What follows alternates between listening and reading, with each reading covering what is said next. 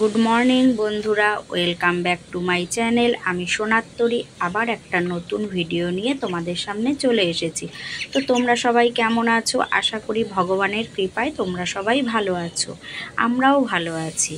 তো আজকে তোমাদের দাদার ছুটি, বাড়িতেই আছে। আজকে হচ্ছে গিয়ে সোমবার। তো আমি সকালে কাজকর্ম সেরে দেখো কী নিয়ে বসেছি। কেউ চিনতে পারছো এটা কী শাক বাচ্ছি আমি? এটা হচ্ছে গিয়ে গিমা শাক।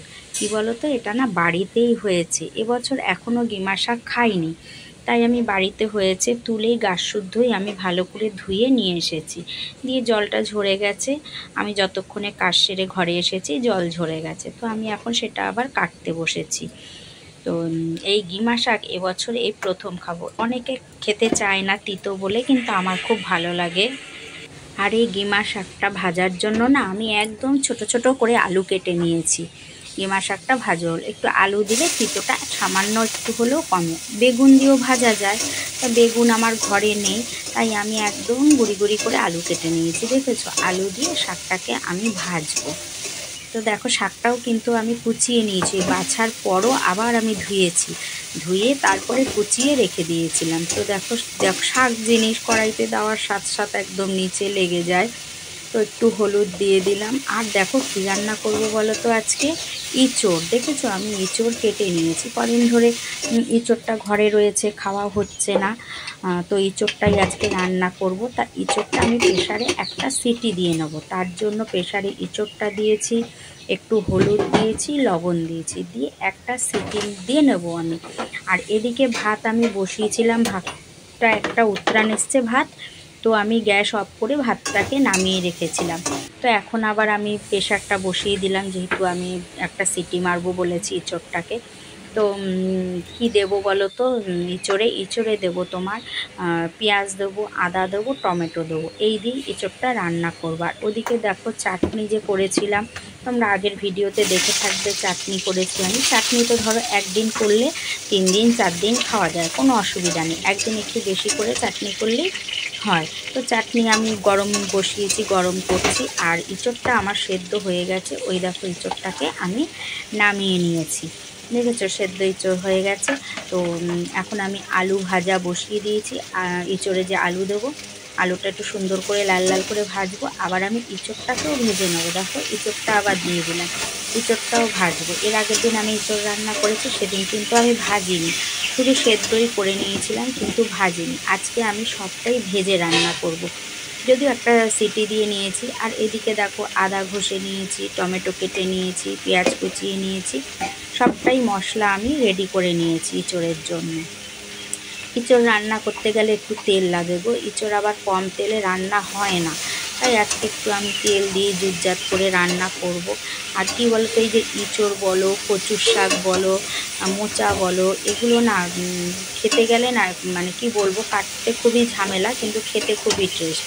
কিন্তু এই যে কাটাকাটির ঝামেলা, এগুলো আগে কেটে রাখতাম। আর আমার যেহেতু সকাল সকাল তোমাদের দাদার কাজ থাকলে রান্না বান্না করি, আমি পেরে উঠি না, এগুলো আমার খুব একটা খাওয়া হয় না। তাও লতি আনলে আমি আগের দিন লতিটাকে কেটে রেখে দিই, তাহলে সকালে আর অসুবিধা হয় না।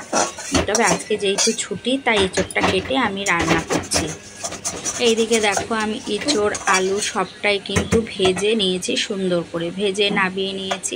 দিয়ে কড়াইটাও আমি পরিষ্কার করে নিয়েছি। কেন বলো তো, কড়াই কিছু রান্নার পরে কড়াই যদি তুমি পরিষ্কার করে না বসাও, তারপর যদি তুমি কোনো রান্না করো, সেটা কিন্তু পুড়ে উঠবে সঙ্গে সঙ্গে কড়াই।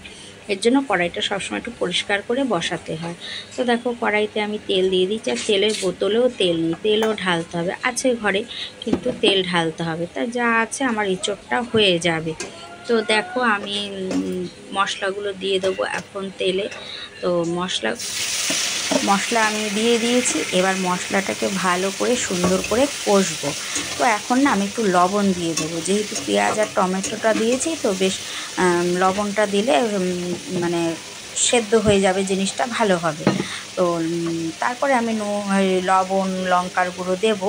আর এদিকে দেখো ভাত যে একটা উত্রান দিয়ে নামিয়েছিলাম না, সেটা কিন্তু ভাত আমি আবার বসিয়ে দিয়েছি, বসিয়ে গ্যাসও ধরিয়ে দিয়েছি। দেখো এখন ভাতটা যে একটু মানে একটা ফুটের মতন আসবে, আমি ভাতটা নামিয়ে ওপর দিয়ে দেবো। আর এদিকে ইঁচড়টা, আরেকটা কথা জানো তো, আমি 2 দিন ধরে ভিডিওতে মিউজিক দিচ্ছিলাম। তো কালকে আমার লাইভে এসে একটা বন্ধু বলল যে তুমি যে ভিডিওতে আমার নাকি কথার সাউন্ড আসছে না, ভিডিওতে সাউন্ড শুনতে পাচ্ছে না। তো আমি বুঝতে পারলাম যে আমি যেহেতু কদিন ধরে মিউজিক দিচ্ছি সেই কারণে হয়তো আমার কথাটা ঠিক শোনা যাচ্ছে না ভিডিওতে। যাই হোক, আমাকে বলাতে খুব ভালো হয়েছে। আমার ওই বন্ধুকে অনেক অনেক ধন্যবাদ যে আমাকে এসে বলেছে।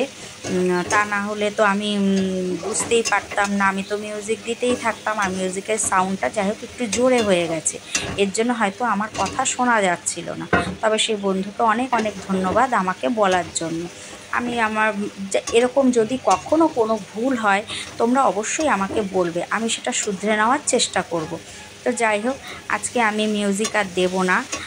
আজকের ভিডিওটা আমি এমনি কথা পরে, যদিও কথা পরে বসাচ্ছি আমি, তো মিউজিক আমি দেব না।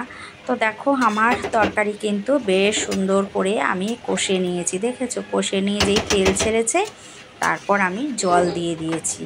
তো একটু মানে ইঁচড়ের তরকারি মাখা মাখা হলে ভালো হয়, কিন্তু আমি একটু জল জল রাখবো, ঝোল ঝোল আমি একটু রাখবো, যেহেতু আমাদের একটু ঝোল লাগে গো। আর নাবানোর সময় একটু গরম মশলা দিয়ে আমি নাবিয়ে নেবো। তো কিছু করার নেই, একটু ঝোল রাখতেই হবে। তো দেখো ইঁচড়ের তরকারি আমার হয়ে গেছে। এখন আমি গরম মশলা দিয়ে দিয়েছি, দিয়ে এবার আমি তরকারিটা নাবিয়ে নেব। আর কি বলো তো, ছেলে ইঁচড় না খায় না, ছেলে ইঁচড় খাবে না, ডাল করলে ডাল খাবে না, তা কি করব আমি বলো দেখি। তাই আমি ও শুধু ডিমের ভুজিয়া করো, ডিমের ভুজিয়া করো। তা আমি আবার দেখো এদিকে কড়াই বসিয়ে দিয়েছি ধুয়ে ডিমের ভুজিয়া করব বলে। আর এ দেখো পেঁয়াজ কুচি, লঙ্কা কুচিয়ে নিয়েছি, দুটো ডিম নিয়েছি। আর ওদিকে ভাত আমি কিন্তু হয়ে গেছে আমার, ভাত উবুর দিয়ে ভাত তুলেও নিয়েছি আমি, দেখেছো? তো এখন আমি ডিমের ভুজিয়াটা করে নেব। আর আজকের ভিডিওটা না আমি আর বেশি বড় করব না, এত গরম আমার একদম ভালো লাগছে না জানো ভিডিও করতে। তা কি করব, ভিডিও তো করতেই হবে, করছি। তো চলো আজকের ভিডিওটা এই পর্যন্ত। আবার একটা নতুন ভিডিওর সঙ্গে তোমাদের সাথে সামনের দিন আমার দেখা হচ্ছে। তোমরা সবাই ভালো থেকো, সুস্থ থেকো, সবসময় হাসি খুশি থেকো। আর আমার ভিডিওটা যদি ভালো লাগে সবাই লাইক, কমেন্ট, শেয়ার করে দিও। চলো আজকের মতন সবাইকে টাটা।